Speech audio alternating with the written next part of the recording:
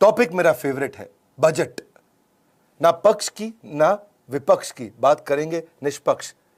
मेरे साथ में बीजेपी, कांग्रेस, हिंदू, मुस्लिम नीचे कमेंट बॉक्स में मत करिएगा। नमस्कार, मैं Vivek Bindra, founder and CEO बड़ाबिजनेस.com। आज का बजट यानी कि ईयर मार्क किया गया, कुछ पैसा बजट बनाया गया। घर में भी महिलाएं बजट बनाती हैं। सिंपल है ये। बजट बनाने का मतलब है किस चीज पे कितना पैसा खर्च करूंगी। घर की महिला सोचती है, ऐसे ही हमारी देश की महिला निर्मला सीतारमण ने सोचा कहां पे कितना पैसा खर्च किया जाए, देश को कैसे आगे बढ़ाया जाए। तो बजट समझने से पहले इकोनॉमी को समझते हैं, और इकोनॉमी चलाने के 3 तरीके होते हैं। पहला तरीका क्या है? कंजम्पशन। दूसरा कंजम्पशन है, तीसरा भी एक्चुअली कंजम्पशन है। यानी कि जब लोग पैसा खर्च करते हैं तो इकोनॉमी आगे बढ़ती है। तो इकोनॉमी बढ़ाने के लिए पैसा खर्च करना जरूरी है। अब उसके 2 तरीके हैं, एक है शॉर्ट टर्म, एक है लॉन्ग टर्म। इस सारे बजट में कुछ चीजें प्लस थी, कुछ माइनस थी। मैं दोनों बताऊंगा और आपको आसान तरीके से समझा दूंगा। पहले समझ लेते हैं, कंजम्पशन के लिए चाहिए पर्सनल डिस्पोजेबल इनकम, यानी कि जेब से पैसा निकालने की क्षमता। और जेब से पैसा तब निकलेगा जब जेब में पैसा हो। और जेब में पैसा कैसे आएगा, वो इस बजट ने तुरंत तो जेब में पैसा नहीं दिया है। क्या हुआ इस बजट में समझते हैं। पर्सनल डिस्पोजेबल इनकम मतलब अगर 1 लाख रुपए मेरी इनकम है, 20,000 रुपए मेरी लाइबिलिटी है, तो मेरी बची हुई 80,000 रुपए वो मेरी पर्सनल डिस्पोजेबल इनकम है। आसान है भाई, समझते जाओ आराम से। आपको टोटल 5 बैलेंस शीट देखनी जरूरी है इकोनॉमी के लिए। पहली बैलेंस शीट, जो छोटे बैंक होते हैं वो लोन देते हैं, वो होते हैं एनबीएफसी। दूसरी बैलेंस शीट होती है बड़े बैंक्स की। तीसरी बैलेंस शीट होती है जो बैंक से लोन लेता है, कॉर्पोरेट। और छोटी बैलेंस शीट एक और होती है जिसको चौथी बैलेंस शीट कहूंगा, यानी कि एमएसएमई की बैलेंस शीट। तो ये 4 बैलेंस शीट जब ठीक होती है तो 5वीं बैलेंस शीट हमारे भारत देश की भी ठीक होती है। उसके लिए आपको चाहिए 3 चीजें, एक एक्सपोर्ट, एक फॉरेन डायरेक्ट इन्वेस्टमेंट, बाहर से पैसा आए, एक्सपोर्ट यहां से माल बाहर बेचे तब दोबारा बाहर से पैसा आए, और तीसरा कंजम्पशन, यानी कि एक्सपोर्ट, एफडीआई, कंजम्पशन, ये 3 चीजें बढ़ती हैं। एक्सपोर्ट मतलब जब मैंने बेचा तो मेरे पास डॉलर आया, एफडीआई कोई बाहर से डॉलर लेकर के आया, और कंजम्पशन जब बहुत डॉलर आया तो खर्च करके दिखाया। ये 3 बातें होती हैं। अब समझते हैं इस बजट को। इस बजट में हुआ क्या है। यहां पे कैपेसिटी बिल्ड करी गई है हेल्थ केयर के अराउंड, थोड़ी लैब्स को बढ़ाया गया, क्रिटिकल केयर सेंटर्स बनाए गए हैं, टेस्टिंग लैब्स बनाई गई हैं। इंपेटस दिया है इकोनॉमी को। कैसे दिया गया है? डिमांड को पुश करने के लिए लॉन्ग टर्म पे ज्यादा फोकस किया गया है। इंफ्रा पे बहुत फोकस किया। भैया इंफ्रा क्या होती है? सड़कें, बिल्डिंग, बाकी सारी वो सारी चीजें जो देश में, जिससे बाद में व्यापार बढ़ता है। इसके बाद डिसइन्वेस्टमेंट। आजकल तो खैर बहुत सारे एनडीटीवी चैनल वगैरह हैं, कहीं और भी चैनल हैं, बड़े अच्छे चैनल हैं। ये तो बार बार ये बोलेंगे कि भाई ये तो पूंजीपतियों के हाथ बेच दिया, पूंजीपतियों के पास बेच दिया, पूंजीपति के पास बेच दिया। ठीक किया, वो गलत है ही नहीं। क्यों बोलते हैं पूंजीपतियों को दे दी सरकार, सूट बूट की सरकार। मैं सरकार के फेवर में नहीं हूं, पर यह मुद्दा अगर मैं प्रधानमंत्री होता तो मैं भी ये करता। क्यों करता मैं? इसके बहुत सारे कारण है, मैं समझाऊंगा, इसलिए मैं बैलेंस्ड अप्रोच लूंगा। ना मैं बनने वाला हूं जी न्यूज, ना बनने वाला हूं एनडीटीवी न्यूज। दोनों थोड़ी अलग अलग विचारधाराओं वाले हैं, मुझे फर्क नहीं पड़ता है। मुझे तो आपको बताना जो काम की बात है आपके लिए। Government is spending governments money and creating opportunity of employment. मेरी बात समझना, गवर्नमेंट क्या है? गवर्नमेंट का पैसा खर्च कर रही है। अगर वी शेप इकोनॉमी लेकर के आनी है तो आपको लॉन्ग टर्म इनिशिएटिव लेने पड़ेंगे। और ये वाला जो बजट है, इस बजट के लिए थोड़ी हिम्मत चाहिए। क्यों? क्योंकि इसमें आम आदमी के लिए कुछ भी नहीं था, या लगभग कहेंगे कि बहुत कम था। आम आदमी के लिए ज्यादा कुछ नहीं था इसमें। इस बजट के अंदर लॉन्ग टर्म इनिशिएटिव्स पर ज्यादा फोकस किया गया, यानी कि बड़ा करेज चाहिए। वोटर मुझको वोट ना दे तब भी देश को आगे बढ़ाऊं, तो फोकस किया गया लॉन्ग टर्म पे। पहले समझते हैं इस बजट में पॉजिटिव क्या था कि सेंसेक्स 2000 पॉइंट जंप मार गया 4.5% के आसपास, यानी कि वो भी एक इंडिकेटर है कि इकोनॉमी ने इसको एक्सेप्ट किया है या बिजनेसेस ने एक्सेप्ट किया है। 2.2 ट्रिलियन रुपी, यानी कि लगभग $30.2 बिलियन को हेल्थ केयर पे 2021-22 के अंदर लगाने का प्लान किया गया। आत्मनिर्भर स्वस्थ भारत योजना, स्वस्थ होना जरूरी है जी। है फिट इंडिया मूवमेंट भी चला रहे थे हमारे प्रधानमंत्री, नहीं समझे। 64,000 करोड़ रुपया 6 साल में खर्च करने का प्लान है, यानी कि 10,000 करोड़ रुपया हर साल। ओवरऑल बजट में आप ये समझ सकते हैं कि अगर पूंजीपति बढ़ता है तो क्या है, बाकी सारे के सारे जो नॉन पूंजीपति बढ़ते हैं तो क्या है, दोनों का फायदा होता है। पहले ही समझते हैं, ऐसा नहीं है कि पूंजीपति बढ़ेगा तो आम आदमी पिस जाएगा, ये अमीर आदमी सारे पैसे खा जाएगा। आपके पैसे कोई नहीं खा सकता है। वो पैसे आते भी है उसके पास तो बैंक में रखता है, बैंक में रखता है तो फिर से लोन आउटफ्लो बढ़ता है, मार्केट में फिर से कैश आता है। तो ऐसा नहीं है कि पूंजीपति अगर बड़े बढ़ते हैं तो बाकी सब के सब पिस जाएंगे, बर्बाद हो जाएंगे। ये धारणा बिल्कुल गलत है। ये धारणा थोड़ी मार्क्सिस्ट धारणा के रूप में इसको माना जाता है, पर इस धारणा की कुछ फायदे भी है, नुकसान भी है। पहले आप समझते हैं कि केवल 5% स्टार्टअप ही 10 साल तक चल पाते हैं, और 0.01% स्टार्टअप है जो 100 साल चलते हैं। पर टाटा ग्रुप एक ऐसा स्टार्टअप जो 150 साल से चल रहा है। आप मेरी बात समझ रहे हैं? तो वो भी तो पूंजीपति एक तरह से। तो वो आज टाटा ग्रुप की 100 कंपनियां 100 से ज्यादा देशों में काम कर रही हैं, और उनकी 28 कंपनी पब्लिक लिस्टेड है। अगर टाटा ग्रुप आगे बढ़ता है तो देश भी आगे बढ़ता है। 7th लार्जेस्ट प्राइवेट कंपनी है पूरे पृथ्वी की ये टाटा ग्रुप। इसकी जो कंबाइंड मार्केट कैप है वो $160 बिलियन से ज्यादा था पिछले साल, इस समय और ज्यादा होगा। यानी कि 67% इनका जो रेवेन्यू इंटरनेशनल ऑपरेशन से आ रहा है। तो जब पूंजीपति बढ़ते हैं तो भी देश आगे बढ़ता है। आज आप देखेंगे कि पूरे के पूरे बॉम्बे स्टॉक एक्सचेंज का जो टोटल मार्केट कैप है उसका 6% से ज्यादा तो अकेला टाटा ग्रुप का है, वो 4% जीडीपी को कंट्रीब्यूट करता है। आप पूंजीपति से पहले समझते हैं ताकि आपको पूरा पिक्चर समझ में आए। तो फायदे नुकसान दोनों बताऊंगा, फिर से बता रहा हूं, नीचे कोई हिंदू मुस्लिम नहीं और साथ में कोई भी कांग्रेस बीजेपी भी नहीं करना मेरे साथ। आज ये समझिए देश का 2.25% टैक्स केवल टाटा ग्रुप देता है। इसका मतलब क्या हुआ, आसाम, हिमाचल प्रदेश, उड़ीसा और गोवा मिला के जितना टैक्स कलेक्ट करते हैं उतना टाटा ग्रुप अकेला देता है। अब अगर देखें कि इसमें शॉर्ट टर्म में इस बजट में क्या फायदे हुए, पहले ये समझते हैं शॉर्ट टर्म फायदे क्या है। शॉर्ट टर्म फायदे ये कि 35,000 करोड़ रुपया कोरोना वैक्सीन के लिए लगा दिया। हमारे यहाँ जो कोविड के केसेज अमेरिका के बाद सेकंड हाईएस्ट थे, तो टोटल हेल्थ केयर बजट इस समय 2.25 लाख करोड़ के नजदीक ला दिया, यानी कि 2,16,000 करोड़ के आसपास, जो पिछले साल 94,000 करोड़ था, यानी 135% बढ़ा दिया। चलो ये तो आपने अच्छा किया, निर्मला सीतारमण जी आपको बधाई हो। 75,000 आपने ग्रामीण हेल्थ केयर सेंटर की बात करी, आपको बधाई हो। 602 जिलों के अंदर आपने क्रिटिकल केयर हॉस्पिटल खोलने का प्लान किया। 17 पब्लिक हेल्थ यूनिट का भी आपने प्लान किया, बायो लैब्स का प्लान किया। और इंडिया में 4 प्रकार की वैक्सीन आ रही हैं। मेरा इसमें विचार क्या, मेरा यह है कि इससे जब चीज़ें ठीक होंगी तो ट्रैवल टूरिज्म इंटरनल बढ़ेगा, एंटरटेनमेंट बढ़ेगा, बिजनेस में कॉन्फिडेंस आएगा और गवर्नमेंट हेल्थ केयर को अफोर्डेबल और एक्सेसिबल बना रही है। पर ओवरऑल अगर इसको देखें तो ये बजट एम्प्लॉय से ज्यादा एंटरप्रेन्योरशिप पे काम किया है, ये बात तो सच है। यानी कि अच्छा, इसमें एक हिस्सा ये है कि एंटरप्रेन्योर बढ़ता है तो एम्प्लॉय अपने आप बढ़ जाएगा। जब एंटरप्रेन्योर कमाएगा तो वो ज्यादा एम्प्लॉय रखेगा, ज्यादा एम्प्लॉय रखेगा तो ज्यादा एम्प्लॉय को तनख्वाह मिलेगी। इसमें उन्होंने डिस्प्यूट रेजोल्यूशन कमेटी भी बना दी है कि अगर एंटरप्रेन्योर टैक्स नहीं दे पा रहा तो उसको कैसे मदद किया जाए। पर एम्प्लॉय को ओवरऑल मदद नहीं है, लेकिन अभी अर्जेंट फायदों की बात कर रहे हैं, नुकसान अभी बताते हैं आपको। एनआरआई के लिए भी इन्होंने अच्छा कर दिया कि ओपीसी का मतलब क्या होता है, ओपीसी का मतलब होता है 1% कंपनी, एक ऐसा 1% जो आएगा बिना किसी डायरेक्टर के, को फाउंडर के, अपनी कंपनी यहां से चालू कर देगा। पहले उसके लिए 6 महीने उसको रेजिडेंसी चाहिए थी, उसको 4 महीने कर दिया और 1% अपनी रिस्ट्रिक्शन हटा दी है पेड अप कैपिटल की या टर्नओवर नॉर्म्स की, तो 1% अपने आप सीधा अपनी कंपनी चालू करेगा। उसका भी बड़ा फायदा है, दुनिया भर से लोग आएंगे इंडिया में आके कंपनी चालू करेंगे, उसका फायदा होगा। दूसरा, डिसइन्वेस्टमेंट किया, ये भी ना, इसके फायदे नुकसान लोग दोनों बताते हैं, मैं इसका फायदा ही बताऊंगा आपको। 2.25 लाख करोड़ रुपए का इन्होंने टारगेट रखा है। इन्होंने टैक्स पेयर पे प्रेशर नहीं डाला कि भैया मुझको और टैक्स दो, मेरा कोरोना में पैसा लग गया, मुझे किसान के लिए कुछ करना है मुझे, तो टैक्स पेयर को उन्होंने कहा तुम ऐसे ही रहो, तुमको नहीं छेड़ाखानी करेंगे। इन्होंने क्या किया, डिसइन्वेस्टमेंट का मतलब क्या है, या गवर्नमेंट आईपीओ भी लेके आएगा, एलआईसी का, BPCL, shipping corporation, container corporation of India, IDBI, Nilachal इस्पात, पवन हंस, एयर इंडिया, इन सबको डिसइन्वेस्टमेंट का मतलब थोड़ा बेचेंगे, इसमें प्राइवेटाइजेशन लेकर के आएंगे। इससे क्या होता है, फिस्कल डेफिसिट घटता है। फिस्कल डेफिसिट समझा दें आपको साधारण भाषा में, अपने पास जब एक्सपोर्ट ज्यादा होता है तो बाहर से डॉलर आता है, और जब इंपोर्ट ज्यादा होता है तो डॉलर बाहर चला जाता है। हमारे पास डॉलर ज्यादा होना चाहिए, जब डॉलर ज्यादा होता है तो डॉलर के मुकाबले रुपए की मजबूत कीमत हो जाती है, तेल सस्ता मिलता है, पूरी की पूरी इकोनॉमी आगे बढ़ती है और देश बड़ा मजबूत समृद्ध होता है। तो फिस्कल डेफिसिट को घटाने के लिए डिसइन्वेस्टमेंट, यानी कि जो कि नॉन परफॉर्मिंग एसेट है उसको बेच देना ठीक है, कोई गलत नहीं है।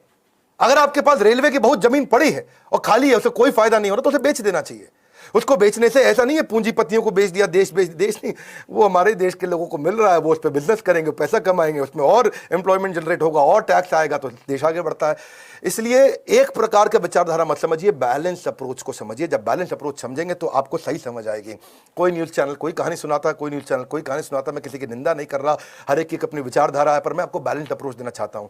फिर इन्होंने और अच्छी चीजें करी हैं, जैसे परफॉर्मेंस लिंक्ड इंसेंटिव स्कीम्स लेके आए। ये थोड़ा टेक्निकल हो जाएगा, पीएलआई स्कीम्स हैं कि भाई जो परफॉर्म अच्छा करेंगे उनको इंसेंटिव देंगे।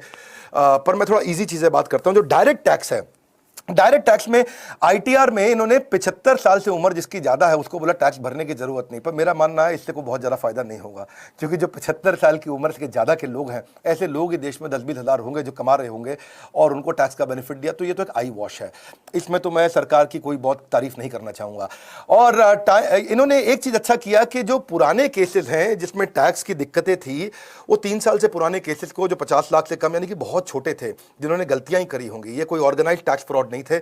अब एक चैनल को मैं सुन रहा था, वो कहता है ओहो हो सरकार तो चोरों के साथ में खड़ी हो गई, ओहो हो सरकार तो जो टैक्स की चोरी कर रहा है उसके साथ खड़ी हो गई। ऐसा नहीं है। जिस बेचारे का टोटल आमदनी 50 लाख से कम 10 साल का, वो क्या कोई ऑर्गेनाइज टैक्स फ्रॉड नहीं करता, वो छोटा बिजनेस में बेचारे से गलतियां हुई होंगी। सरकार ने बोला 3 साल पुरानी गलती है तो चलो हम भी भूल जाते हैं। इससे क्या है, एक और कॉन्फिडेंस बिल्ड होता है, वो भी बहुत जरूरी है। और फिर उन्होंने क्या किया कि भाई को पहली बार मकान खरीद रहा है और अगर अफोर्डेबल मकान खरीद रहा है तो जो 1.5 लाख रुपए तक का इंटरेस्ट वो टैक्स में डिडक्ट कर सकता है। चलो वो बड़ा फायदा हो गया कि आपको सीधा सीधा जो है इनकम टैक्स में छूट नहीं दी तो इस तरह से छूट दे दी। तो ये एक चलो ठीक है, कोई बात बनती है, लेकिन कुछ चीज़ें नेगेटिव भी हुई हैं जो कि अभी तुरंत में अच्छी होनी चाहिए थी, वो नहीं हुई। अब जैसे अरविंद केजरीवाल साहब कहते हैं कि केवल निजी कंपनियों को फायदा बढ़ाने के लिए बजट है, आम जनमानस की समस्याओं को बढ़ाने के लिए बजट है। अखिलेश यादव कहते हैं किसानों का नुकसान किया। ठीक है, इन लोगों का भी एक दृष्टिकोण ठीक मानूंगा मैं, ऐसा नहीं मानूंगा ये बिल्कुल गलत है, पर इसमें ना दोनों दृष्टिकोण समझने जरूरी है। एक इनका दृष्टिकोण जो इसको बिल्कुल गलत बता रहे हैं, वो इसलिए गलत बता रहे हैं, या राहुल गांधी कह रहे हैं कि लोगों को पैसा देने की जगह forget putting cash in the hands of people, Modi government ने तो अपना देश बेच दिया। एक तरह से ये भी ठीक ही बोल रहे हैं। तो अब ये जो बोल रहे हैं ये क्यों ठीक बोल रहे हैं? ये इसलिए ठीक बोल रहे हैं कि आम आदमी को, जिसकी बेचारे की नौकरी गई है, जिसकी तनख्वाह कम हुई है, उसको सीधा सीधा फायदा नहीं पहुंचाया है सरकार ने। ऐसा नहीं बोला कि तुम्हारा टैक्स और माफ कर देते हैं, तुमको इंटरेस्ट फ्री लोन दे देते हैं, या तुमको हम ये बेनिफिट दे देते हैं, या तुमको हम फ्री में पैसा घर में पहुंचा देते हैं। ये नहीं किया है सरकार ने इस बार। तो ये नॉर्मली सरकारें तब करा करती हैं जब वोटिंग का टाइम आ जाता है, इलेक्शन का टाइम आता है। अब इलेक्शन का टाइम नहीं है, सरकार ने लॉन्ग टर्म इनिशिएटिव्स पर ज्यादा फोकस किया है। तो इसलिए मैं कहूंगा कि ये राहुल गांधी जी, अखिलेश यादव जी, अरविंद केजरीवाल जी, इनकी बात भी पूरी तरह गलत नहीं मानूंगा मैं। इनकी बात को भी मैं कुछ तवज्जो और कुछ वजन देना चाहता हूं। पर दूसरी तरफ मैं एक चीज को और दिक्कत मानता हूं, गलत मानता हूं, जिसमें देखने में अच्छी लगती है कि सेंट्रल यूनिवर्सिटी इन्होंने ले में बनाई, कुछ थोड़ा एजुकेशन पे इन्होंने बात किया, एजुकेशन सेक्टर को 2% दे रहे हैं जीडीपी का। लेकिन अगर ध्यान से देखा जाए, जो मुझे दुख लगा वो यह है कि पिछले साल 99,000 करोड़ एजुकेशन का बजट था, इस साल 93,000, यानी कि 6,000 करोड़ कम कर दिया। एजुकेशन का बजट और बढ़ाना चाहिए था, उसको उन्होंने कम किया, वो मुझको पर्सनल लेवल पे ठीक नहीं लगा। डिजिटल लर्निंग का स्पेंड जो है वो इन्होंने 300 करोड़ से 650 करोड़ किया, यानी कि उसको डबल किया। पर मेरा ऐसा मानना है कि उसको बहुत ज्यादा बढ़ाया जाना चाहिए था। मैं इस पर टिप्पणी अपनी दूंगा। बजट एलोकेशन एजुकेशन का इन्होंने जो 6,000 करोड़ कम किया, या special plan increasing higher education enrolment India में जो है नहीं बनाया, उसको लेकर के मैं दुखी हूं। इनको जीएसटी घटाना चाहिए था एजुकेशन के ऊपर। आज एडटेक के अंदर, टेक्नोलॉजी बेस्ड एजुकेशन के अंदर जीएसटी 18% है, उसको 5% कम करना चाहिए था। 2021 का जो बजट है उसमें एजुकेशन को अफोर्डेबल बनाने पे कोई खास काम नहीं किया गया। डिजिटल लर्निंग 8 गुना बढ़ी है, मेरी बात सुन लीजिए, कोविड के कारण डिजिटल लर्निंग 8 गुना बढ़ी है, और तो उसका एक्सपेंडिचर भी कम से कम 16 गुना बढ़ना चाहिए था, to remain ahead of the curve. लेकिन उन्होंने केवल 2 गुना बढ़ा है, मुझे लगता है 16 गुना बढ़ाना चाहिए था। जबकि नरेंद्र मोदी कह रहे थे कि startup in India today are the MNCs of tomorrow, तो स्टार्टअप से बहुत अच्छा काम नहीं हुआ। मैं आपको ऐसे समझाता हूं कि डिजिटल कंजम्पशन बहुत बढ़ गया है। आज एंटरप्रेन्योर्स को बढ़ाने के लिए और काम किया जाना चाहिए था, विशेष रूप से स्टार्टअप्स के लिए। उसके लिए एक्सेलरेटर्स, इंक्यूबेटर्स बढ़ाने चाहिए थे, उस पर पैसा लगाना चाहिए था। आराम से बात को समझते जाइए, मेरे साथ बने रहिए, मजा आ जाएगा। आपकी ना लर्निंग को बढ़ाना ही हमारे चैनल का काम है, और मैं एक से बढ़कर एक पावरफुल वीडियो दे रहा हूं। आज लाइव दे रहा हूं, वरना पोस्ट प्रोडक्शन के बाद देता हूं। 17 मिलियन इस समय स्टार्टअप्स हैं टोटल देश के अंदर। 17 मिलियन का मतलब क्या होगा नहीं समझ आता हूं। 13 मिलियन आप एमएसएमईज मान लो, जिसमें 6.5 करोड़ रजिस्टर्ड है, 6.5 करोड़ अनरजिस्टर्ड है, और 17 करोड़ ऐसे हैं जो बनने वाले हैं स्टार्टअप। उन स्टूडेंट्स के लिए जो अब अपना बिजनेस शुरू करने वाले हैं, कोई खास काम नहीं किया गया। देश में इस समय 4,500 एडटेक स्टार्टअप्स हैं, एक हमारा भी है। शिक्षा पर जितना कम टैक्स हो उतना अच्छा है, क्योंकि फायदा आम आदमी को होगा। जब आम आदमी को टैक्स कम देना पड़ेगा शिक्षा पे, तो उससे नेचुरली बहुत ग्रोथ आती है। आज क्यों एडटेक के ऊपर फोकस किया जाना चाहिए, क्यों किया जाना चाहिए, आप मेरे को समझ रहे हैं क्यों किया जाना चाहिए? इसलिए किया जाना चाहिए क्योंकि 760 मिलियन यानी कि 76 करोड़ लोग इंटरनेट यूजर्स होने वाले हैं इंडिया के। ट्राई का ऐसा मानना है, ट्राई मतलब जो टेलीकॉम रेगुलेटरी अथॉरिटी है, जो टेलीकॉम को रेगुलेट करती है, उनके पास असली डेटा है। वो कहते हैं 76 करोड़ लोग इंटरनेट यूजर हो जाएंगे एक साल के अंदर। अगर 76 करोड़ इंटरनेट यूजर हैं, तो क्यों नहीं इंटरनेट यूजर्स के लिए आप पढ़ाई को और अफोर्डेबल बनाएं? देखो, इसके लिए ना ये समझना पड़ेगा कि इससे पिछले साल केवल $400 मिलियन का इन्वेस्टमेंट हुआ था एडटेक में। इस साल लगभग $2.25 बिलियन का हुआ है इन्वेस्टमेंट। यानी कि एडटेक में दुनिया इंडिया में पैसा लगाना चाहती है। आप अगर इस पर टैक्स कम कर देते हैं, इसको और अफोर्डेबल बना देते, तो और लोग आना चाहते थे। कॉर्पोरेट के लिए कोई ना कोई तरीका निकल आता है, नीचे स्किल बिल्डिंग के लिए तरीका निकल आता है, जो बीच में एमएसएमई है, जो छोटा व्यापारी है, उस पर इसलिए फोकस बहुत ज्यादा होना चाहिए था। आपने किया भी, उनमें कुछ चीजें बताऊंगा। जीएसटी कम करने से निवेश बढ़ेगा, गांव गांव तक शिक्षा पहुंचेगी, भारत की शिक्षा का स्तर बढ़ेगा, डिजिटल रूप से देश जागरूक होगा, और तभी हमारा सपना भी साकार होगा। अब आप करते हैं डायरेक्ट टैक्स की, जो मैंने बताया कि भाई इन हैंड सैलरी पे आपके कोई असर नहीं आया। लोगों ने सोचा था कि हमारी टैक्स को कम किया जाएगा, लेकिन टैक्स स्लैब पे कोई फोकस नहीं किया गया। फोकस किया गया लॉन्ग टर्म इकोनॉमी पे, और ईज ऑफ स्टार्टिंग बिजनेस में चलते हैं, थोड़ा उसके बारे में भी बात करते हैं। जिसको नया बिजनेस शुरू करना है, उसमें सिंगल विंडो सिस्टम पे निर्मला सीतारमण जी को बात करना चाहिए था, उस पर कोई खास बात हुई नहीं है। मेरा ऐसा मानना है कि ईज ऑफ डूइंग बिजनेस तो ठीक है, चलो आज हम 63वीं रैंक पे आ गए 190 देशों में, ईज ऑफ डूइंग बिजनेस। लेकिन दूसरी तरफ है ease of starting business, business शुरू करने के लिए आज भी हम लोग 130वीं रैंक के पीछे चल रहे हैं, पूरी दुनिया में बहुत पीछे हैं। मैं ये उदाहरण कई बार दिया है कि रेस्टोरेंट खोलने के लिए दिल्ली के अंदर 45 डॉक्यूमेंट चाहिए, जिसमें 26 लाइसेंस दिल्ली पुलिस देती है आपको, और बंदूक खरीदने के लिए केवल 19 डॉक्यूमेंट चाहिए। यानी कि देश में दिल्ली के अंदर रेस्टोरेंट खोलना ज्यादा मुश्किल है, बंदूक खरीदना आसान है। आप बंदूक खरीदवा लो और बिजनेस ना खुलवा पाओ तो इसको क्या बोलेंगे? ईज ऑफ स्टार्टिंग बिजनेस आज भी कमजोर है, उस पर काम करना चाहिए। आपने 1% कंपनी पर काम किया, मैं आपकी अच्छाई की भी बात करूंगा, वो अच्छा किया आपने। स्टार्टअप के लिए आपने 1 साल का टैक्स हॉलिडे दिया, मुझको लगता है 5 साल का टैक्स हॉलिडे देना चाहिए था, उस पर और काम करना चाहिए, क्योंकि स्टार्टअप बढ़ेंगे। क्योंकि प्रधानमंत्री मोदी आप ही तो कह रहे थे कि देश का आज स्टार्टअप है वो आगे चल के एमएनसी बनने वाला है, तो आज के स्टार्टअप को मजबूती देनी चाहिए थी। उससे टैक्स कमाने से ये नहीं है कि देश आगे बढ़ेगा। देश अगर फ्यूचर आपने लॉन्ग टर्म इनिशिएटिव लिया तो ये भी लेना चाहिए था। तीसरा, मैं मानता हूं कि हेल्थ केयर पे आपने काम किया, हेल्थ केयर इंश्योरेंस पे भी कर देते। क्यों नहीं ऐसा बोलते कि जो भाई एयरटेल है, वोडाफोन है और क्या नाम है जियो है, उनके साथ में लोगों से आप बोलते कि साल का 90 रुपया दे दो आप साथ में, इंटरनेट के बिल के साथ में ही, मोबाइल के बिल के साथ साल का 90 रुपए देते और उसको इंश्योरेंस कंपनी को दे देते, या 90 रुपए महीना देते, 1000 रुपया साल का हो जाता, इंश्योरेंस कंपनी को दे करके हर आदमी जो मोबाइल यूज करता है वो अपने आप इंश्योर्ड हो जाता है, उसका अपने आप मेडिकल इंश्योरेंस साल का 1000 रुपया देकर छोटा मेडिकल इंश्योरेंस 1 लाख 2 लाख रुपए का हो जाता। ये छोटे छोटे इनिशिएटिव है जो लिए जाने चाहिए थे। इंपॉर्टेंट बात यह है कि एमएसएमई को फॉर्मल बनाना चाहिए था।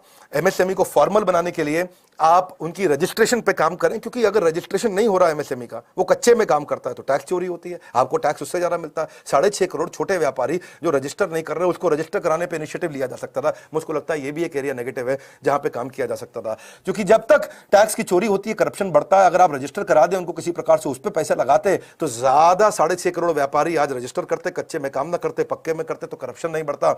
उनको लोन भी मिल जाता है जब उनको लोन चाहिए, क्योंकि वो पक्के में काम कर रहे हैं, कच्चे में करता है तो उसको लोन भी नहीं मिलता है। आसान भाषा में और समझते जाइए, बहुत मजा आएगा। आज आप ये देख सकते हो हमारे साथ, मजे की बात क्या है कि हालांकि ये सारी चीजें पॉजिटिव लगती हैं, लेकिन अच्छा एक चीज और बता देता हूं मैं आपको, जैसे जैसे याद आता जा रहा है, क्योंकि मुझे ऐसा लगता है जब मैं भागता हूं ना तो मेरे बॉडी से पसीना नहीं निकलता, कंटेंट ही निकलता। मैं इतना जल्दी जल्दी बोलता हूं और आप भी नोट्स बनाते जाइए अगर आपको मजा आ रहा है तो। कैपिटल गेन के एग्जम्पशन पे आपने 31 मार्च 2022 तक का बेनिफिट दिया, मुझको लगता है ये और दिया जा सकता था। यानी कि जैसे कोई बाहर से इन्वेस्टमेंट लेके आ रहा है, एक कंपनी जो आज 10 करोड़ की है, जब वो 100 करोड़ की हो जाती है तो आपने कहा कि ठीक है उस पर जो टैक्स लगने वाला, यानी कि 90 करोड़ पर अगर 30% टैक्स लग जाएगा तो बहुत पैसा टैक्स का देना पड़ता है, इसलिए इन्वेस्टर वहां जाना चाहता है जहां पे टैक्स का उसको बेनिफिट मिल जाए। तो ऐसी जगह पे जहां पे स्टार्टअप का अगर कैपिटल गेन हो रहा है तो उसमें इन्वेस्टमेंट पर टैक्स कम करना चाहिए था। आपने 1,500 करोड़ रुपया लगाया, उसके लिए मैं आपको बधाई देता हूं। आपने डिजिटल मोड पेमेंट के लिए जिसमें अपनी फिनटेक कंपनी जाती है, यानी कि टेक्नोलॉजी बेस्ड फाइनेंस, उसको आपने बेनिफिट दिया। लेकिन अगर आप इजराइल से सीखें, डेलावेयर से सीखें, तो इनका बहुत ज्यादा स्टार्टअप को लेकर टैक्स फ्रेंडली हैं ये लोग। इजराइल में तो हालांकि ऐसा है कि मेरे को मौका लगे तो मैं तो बहुत चर्चा करना चाहूंगा इसके ऊपर। इजराइल का जो पॉलिसी है वो ये है कि भैया आप स्टार्टअप हो, हाँ मैं स्टार्टअप हूं, अच्छा फिर क्या करना है हमको, भैया 5 करोड़ रुपए दे दो, हम बिजनेस शुरू करना चाहते हैं। सरकार कहती है ले लो 5 करोड़ रुपया। अब सरकार कहती है तू सफल हो गया तो टैक्स ले लेंगे, तू विफल हो गया तो तुझे कर्जा वापस चुकाने की जरूरत नहीं है। क्या ठीक सुन रहे हो? सुनो मेरी बात, अगर तू सफल हो गया तो टैक्स दे दियो, विफल हो गया तो 5 करोड़ रुपए वापस चुकाने की जरूरत नहीं। इसलिए क्या वहां पे स्टार्टअप बहुत तेजी से हो रहे हैं। यहाँ पे क्या है, सरकारी नौकरी के लिए लोग पीछे भाग रहे हैं। तो थोड़ा बेसिकली इंटरनेशनल बेस्ट प्रैक्टिसेस को हमारे को देखना चाहिए। अब अगर हम देखें कि क्या चीज पॉजिटिव आपने करी थोड़ी और, वो भी देखते हैं। मैंने नेगेटिव काफी बताई इस बजट के बारे में। पॉजिटिव ये है कि आपने 15,700 करोड़ रुपया, जो कि पिछले साल के मुकाबले डबल है, वो आपने एमएसएमई के लिए लगाया, इन्वेस्ट किया। 3 लाख करोड़ रुपए का इमरजेंसी क्रेडिट लाइन भी आपने लगाया आत्मनिर्भर भारत के लिए, वो अच्छा लगा। बैंकिंग को आपने रिवाइवल करने के लिए 20,000 करोड़ रुपए लगाया, क्योंकि बैंक अच्छे होते हैं तो चीजें अच्छी होती ही हैं। उदय कोटक का कहना है कि ये वाला जो बजट है वो हेल्थ केयर, इंफ्रास्ट्रक्चर और फाइनेंशियल रिफॉर्म का बजट है। मैं सहमत हूं आपसे उदय कोटक जी। आप जो, क्योंकि जब पैसे का आउटफ्लो होता है, जो सरकार ने बड़ा आउटफ्लो किया है, इससे इकोनॉमी को बूस्ट होता है। तुरंत असर नहीं आएगा पर 1 साल में असर दिखाई पड़ता है। तो जिसकी तनख्वाह तुरंत कटी थी उसको बेनिफिट चाहिए था, उसको बेनिफिट नहीं है, ये बात सच है। बैंकिंग और एनबीएफसी जब इंप्रूव होंगे तो ही वो लोन और दे पाएंगे। जब वो और लोन देंगे तो लोग पैसा लेंगे, जब पैसा लेंगे तो बिजनेस बढ़ेगा, जब बिजनेस बढ़ेगा तो एम्प्लॉयबिलिटी बढ़ेगी, एम्प्लॉयबिलिटी बढ़ेगी तो पैसा आएगा, पैसा आएगा तो खर्च होगा। जो मैंने क्या बताया, कंजम्पशन कंजम्पशन कंजम्पशन, इस वीडियो के शुरुआत में। ये मेरा फेवरेट टॉपिक है, मैं खुल के बात करूंगा, आपको मजा आने वाला है। आत्मनिर्भर भारत पैकेज, इन्होंने 2.27 लाख करोड़ का इन्होंने पैकेज लिया ताकि ये स्ट्रक्चरल रिफॉर्म्स लेकर के आ सकें। फॉरेन डायरेक्ट इन्वेस्टमेंट इंश्योरेंस में आप लेके आए, मेडिकल इंश्योरेंस की कमी छोड़ी है, वो मैं बता चुका हूं, लेकिन आप लेकर के आए 49% से 75% ले आए, वो अच्छा है। इसे इंश्योरेंस की और कंपनीज आएंगी और पैसा इन्वेस्ट करेंगे। और गवर्नमेंट ने फिनटेक के लिए बड़ा अच्छा काम किया है। गुजरात के अंदर एक फिनटेक सिटी जिसको बोलते हैं गिफ्ट का मतलब है गुजरात इंटरनेशनल फिनटेक सिटी, तो वो बड़ा अच्छा आपने इनिशिएटिव लिया है। तो इंफ्रास्ट्रक्चर इन्वेस्टमेंट कैपिटल एक्सपेंडिचर जिस पे आपने काम किया उससे हमारे को खुशी हुई। 5.5 लाख करोड़ का आपने कैपिटल एक्सपेंडिचर इंफ्रास्ट्रक्चर पे रखा है, जो कि पिछले साल के 4.39 लाख करोड़ के मुकाबले काफी ज्यादा है। अब लोग कहते हैं कि भाई ये पूंजीपतियों की सरकार है। भैया जब इंफ्रास्ट्रक्चर बनेगा तो प्लम्बर भी आएगा, रोड बनाने वाला भी आएगा, इलेक्ट्रिशियन भी आएगा, बिल्डिंग बनेगी तो कारीगर भी आएगा, जब बिल्डिंग बनेगी तो वो ईंटा लगाने वाला मेसन सब आएगा, कारपेंटर भी आएगा, वो भी तो तनख्वाह लेगा, तो कैसे नहीं बढ़ेगी इकोनॉमी? ऐसा नहीं है, पूंजीपति के बढ़ने से ऐसा नहीं होता है कि इकोनॉमी नहीं बढ़ती है, बढ़ती है। पूंजीपति ये नहीं है कि पैसा खा गया, क्या ब्रेकफास्ट में नोट खाता है वो 2000 रुपए के? हाँ, ऐसा नहीं होता है। तो पहले समझिए कि पूंजीपति बढ़ने से भी देश बढ़ता है और देश में गरीब के बढ़ने से भी देश बढ़ता है। ये दोनों उपाय हैं। एक उपाय यहां से है कि जब आप टॉप को एम्पावर करके पूरे के पूरे मिडिल और बॉटम को एम्पावर कर दो, या मिडिल को एम्पावर करके टॉप और बॉटम को एम्पावर कर दो। जब केवल बॉटम को एम्पावर कर दोगे तो पैसा खर्च कर देगा, वो ग्रो नहीं कर पाता है। तो आपको सब तरफ से चलना जरूरी है इस समय। तो इंफ्रास्ट्रक्चर के क्रिएशन की मैं बधाई देता हूं आपको। रोड आप बनाने जा रहे हैं, इससे डोमेस्टिक टूरिज्म भी बढ़ेगा, इकोनॉमी को इंपेटस मिलेगा, डिमांड आगे चल के पुश होगी और एम्प्लॉयमेंट नेचुरली जनरेट होगा। इलेक्ट्रिसिटी प्रोवाइडर के साथ में एक अच्छा काम आपने क्या किया कि आप पोर्ट कर सकते हो। तेरी इलेक्ट्रिसिटी महंगी है, मैं तेरे साथ जा रहा हूं। तेरी इलेक्ट्रिसिटी कंपनी बहुत महंगी है, मैं तेरे साथ जा रहा हूं। तो चोर लग रहा है, मैं तेरे साथ जा रहा हूं। तो उसका मतलब क्या हो गया? कंज्यूमर एम्पावर हो गया, उसका जिसके साथ मन करे उसके साथ जाएगा। जैसे मोबाइल में होता है, वोडाफोन नहीं समझ में आ रहा, जियो में चले जाऊं, जियो समझ नहीं आ रहा, एयरटेल में चले जाऊं, इससे कंज्यूमर एम्पावर होता है। एग्रीकल्चर के अंदर आपने 16 लाख करोड़ के क्रेडिट का टारगेट आपने लिया। 1000 से ज्यादा आप मंडीज को अब दोबारा से डिजिटल करने जा रहे हैं, वो अच्छी चीज है। देखो, क्योंकि ना आपको जो बीच का तबका है उसको एम्पावर करना इसलिए भी जरूरी था कि जीडीपी का 29% केवल एमएसएमई कंट्रीब्यूट करता है, यानी कि लगभग 1/3, और 33% इंडिया का मैन्युफैक्चरिंग आउटपुट एमएसएमई लेके आता है, यानी कि छोटा व्यापारी। 12 करोड़ लोगों को ये एम्प्लॉयमेंट देते हैं और 48% ये देश का एक्सपोर्ट करते हैं। तो और आपने इसमें क्या किया? एमएसएमई की डेफिनेशन को चेंज कर दिया आपने, 50 लाख से 1 करोड़ कर दिया। इससे अच्छा है, उनके कंप्लायंस का टेंशन भी कम होगा, प्रोसीजरल टेंशन उनके थोड़े कम होंगे, और आपने उस पर फंड एलोकेशन भी किया है 30 से 35% जीडीपी में। चलो अब एक और बात बताते हैं आपको, वो है सोसाइटल सिक्योरिटी में मिनिमम वेजेस पे आपने अच्छा काम किया। अगर आप नीचे के तबके के गरीब लोगों की बात करें कि आपने कहा कि सबको मिनिमम वेज देना है और साथ में ईएसआईसी में कवर करना है। ईएसआईसी क्या होता है? ये वो स्कीम है जिससे उनकी हेल्थ वेल्थ पे काम कर सकते हैं, हॉस्पिटल का उनको बेनिफिट मिल जाता है ईएसआई का। और हाँ, आपने जिसकी मैं बात ऑलरेडी कर चुका हूँ, डिसइन्वेस्टमेंट की, यानी कि विनिवेश की, जिसमें डिफेंस का लैंड, रेलवे की जमीन और पीएसयूज की जमीन को आपने बेचा है। लिक्विडेट आपने किया अनप्रोडक्टिव एसेट को। इसके खिलाफ में कई लोग बोलते हैं बात, मैं इसके खिलाफ नहीं हूं, ये बहुत अच्छा आइडिया है, क्योंकि जब भी आप लिक्विडेट करेंगे अनप्रोडक्टिव एसेट को, जो एसेट मेरे को कुछ कमा के नहीं दे रहा है देश को, जो एसेट देश को कोई इनकम नहीं जनरेट करके दे रहा है, जब आप उसको बेचोगे तो देश में कैश आएगा, फिस्कल डेफिसिट मजबूत होगा। फिस्कल डेफिसिट मैं समझा चुका हूं, देश में डॉलर ज्यादा रहना चाहिए, क्योंकि डॉलर ही दुनिया को कंट्रोल करता है। जब हमारे देश में डॉलर ज्यादा होगा तो नेचुरली बेनिफिट होगा। तो ये वोट वाला बजट तो नहीं है, इसमें वोटर्स को नहीं लुभाया गया है। इसको मैं एक प्रकार से देश वाला बजट बोल सकता हूं। इसमें आम आदमी नुकसान में रहेगा, पर थोड़े दिनों बाद आम आदमी को भी फायदा होगा। देखो, ऐसे मानो कि पेन वर्सेस हेल्थ, इसमें ना आपको इंजेक्शन दे करके दर्द होता है, लेकिन हेल्थ लॉन्ग टर्म में ठीक होती है। क्योंकि आनंद महिंद्रा को मैंने पढ़ा तो वो कहते हैं कि उनके लिए बॉक्स टिक हो गया। आनंद महिंद्रा कहते हैं मेरी तरफ से ओके है। अब मैं अपने भी व्यूज देता हूं, मेरे व्यूज क्या है, ये तो चलो मैंने प्लस माइनस बताए। मेरे व्यूज क्या है, पहले समझो देश की ताकत क्या है। हमारे देश की ताकत है ह्यूमन कैपिटल, हमारे पास बहुत ज्यादा लोग हैं, हमारी पॉपुलेशन काफी ज्यादा है। तो मैं उसको कमजोरी की जगह 2 मिनट के लिए ताकत ही मानता हूं, क्योंकि इससे क्या होता है, हमारी प्रोपेंसिटी टू कंज्यूम बढ़ती है। जब लोग ज्यादा लोग ज्यादा खर्चा कर सकते हैं, तो फास्टेस्ट ग्रोइंग इकोनॉमी है हमारी। इसी कारण से एंटरप्रेन्योरशिप हमारे देश में काफी है और छोटे मोटे इनोवेशन आ रहे हैं। पर मुझे लगता है कि कुछ और चीजों में काम करना चाहिए था, जैसे कि जुडिशियल रिफॉर्म्स पे। आज हमारे पास में हर 10 लाख लोगों पे केवल 20 जजेस हैं। अगर 10 लाख लोगों पे 50 जज कर देते तो हमारा करप्शन अपने आप रिड्यूस हो जाता। मेरी बात समझ रहे हैं? क्योंकि जल्दी डिसीजन हो जाएगा। क्या हो जाएगा? जल्दी डिसीजन। क्योंकि आज देखो, अमेरिका के अंदर कोई डिसीजन जब कोर्ट में जाते हैं तो 1 साल में हो जाता है, और हमारे यहाँ 20-20 साल तक नहीं होता है। तो अगर आपको जल्दी डिसीजन चाहिए तो आपको नंबर ऑफ जजेस बढ़ा सकते थे। आपको ऐसा करना चाहिए, स्टेट्स को अपना पीएनएल मैनेज करने दें, क्योंकि स्टेट जब अपना प्रॉफिट एंड लॉस मैनेज करेंगे तो पता चल जाएगा कौन सा मुख्यमंत्री स्टेट को प्रॉफिट में रन कर रहा है, कौन सा लॉस में रन कर रहा है, क्योंकि पैसा स्टेट के पास ही है। ऐसा नहीं है कि पैसा उसकी जेब में जाता है। दूसरा, आपको एजुकेशन पे और टीचर्स पे काम करना चाहिए था कि quality of faculty should have improved, क्यों नहीं जैसे आईपीएस आईआरएस होते हैं, आईएफएस होते हैं, ऐसे ही इंडियन टीचर सर्विसेज भी होने चाहिए, क्योंकि टीचिंग पे भी हमारे को पैसा लगाना चाहिए। चौथा मैं बोलूंगा कि गवर्नमेंट को पॉलिसी मेकिंग में रहना चाहिए और कॉर्पोरेट को बिजनेस करना चाहिए। Government should not be in business. Government का business is not to do the business, government का बिजनेस है to run the government and run the country, और बिजनेसमैन का काम है बिजनेस चलाएं। तो railways, airlines, oil and gas को जो प्राइवेटाइज करने पे जा रहे हैं, उसमें मेरे सुझाव पे ऑलरेडी टिक है, आपने उसमें अच्छा किया। ब्यूरोक्रेट्स के लिए मेरा एक सुझाव था कि इनको आप टिक इन कैरेट पे लेके जाएं, क्योंकि जब भी ब्यूरोक्रेट को अच्छा काम करना जाता है तो उसको कोई कैरेट तो मिलता नहीं है। ऐसा तो है नहीं कि ब्यूरोक्रेट को अच्छा काम करे तो उसको आप इंसेंटिव दे देते हैं, मिलती है उसको तनख्वाही है, लेकिन वो कोई गलती कर दे तो सीबीआई, सीएजी, सीवीसी उनके आगे लग जाती है। इसलिए बेचारा ब्यूरोक्रेट चाह के भी बहुत बड़ा रेवोल्यूशन आज तक नहीं लेकर के आ पाया। अगर आप देखेंगे आज तक के हजारों ब्यूरोक्रेट जो हमारे देश में हुए, उनमें से बहुत लिमिटेड, केवल 10 के अंदर आप नंबर गिन पाएंगे, डबल डिजिट में भी नहीं जा पाएंगे, जो बड़े बड़े रिफॉर्म्स ला पाए। मैं ब्यूरोक्रेट्स की निंदा नहीं कर रहा क्योंकि वो बहुत बुद्धिमान है, पर आपने उनको आज एम्पावर करने की जगह उनको डिसएम्पावर इसलिए कर दिया क्योंकि आज वो कोई अच्छा काम करे तो आप थोड़ी उसको प्रॉफिट में हिस्सा दे देते हैं, अगर वो कोई बड़ा काम कर दे तो आप उसको क्या करते हैं, कोई मेडल भी बड़ी मुश्किल से जीवन भर में मिलता है। अगला छठा रिफॉर्म मुझे लगता है जिस पे काम कर सकते हैं, जो मेरा है विश्वास, जिसमें स्कॉलरशिप पे काम किया जाना चाहिए था 1 लाख करोड़ रुपए की। यानी कि बजाय के इसके कि मैं एससी एसटी हूं और बजाय के इसके कि मैं निचले तबके का हूं, केवल उस पर काम करने के बजाय आपको काम करना चाहिए कि जो कैपेबल है, जो बुद्धिमान है, उसको मैं स्कॉलरशिप दूंगा, चाहे वो पैसे वाला चाहे पैसे वाला नहीं है। इससे क्या होगा, कॉम्पिटेंट बच्चों को आगे बढ़ने का मौका मिलता। और मैं 7वां बात करना चाहूंगा कि इंडस्ट्री नेटवर्क क्लस्टरिंग पे काम होना चाहिए। अगर आप इंफ्रास्ट्रक्चर पे देखें, जापान से अगर मैं रहता तो कम से कम 1 लाख करोड़ रुपए का लोन और लेकर के आता 50 साल के लिए, जिसका बेनिफिट क्या है, कौन देखेगा 50 साल बाद जापान कहां पे और इंडिया कहां पे है। आराम आराम से उनको देते, इनका इंटरेस्ट रेट भी लगभग ना के बराबर है, और उससे सारा का सारा इंफ्रास्ट्रक्चर बनाते और बढ़िया तरीके से। उसके लिए मैं आपको बधाई देता हूं, उस पर आप काम कर रहे हैं, आगे बढ़ रहे हैं अर्बनाइजेशन और इंफ्रास्ट्रक्चर पे। जो जहां भी 1 लाख की पॉपुलेशन हो जाती है वहां पे अर्बनाइजेशन बहुत जरूरी है। वहां अर्बनाइजेशन आ जाता है तो वहां पे आसपास के छोटे छोटे कनेक्टेड गांव भी अपने आप समृद्ध होने लग जाते हैं। लेबर इंटेंसिव बिजनेस को मैं 10वां सुझाव दूंगा कि उसको और ज्यादा एफिशिएंट बनाना चाहिए लेबर इंटेंसिव बिजनेस को, तो उसके ऊपर हमारे को थोड़ा नीचे के तबके पे और एजुकेशन पे काम करना चाहिए।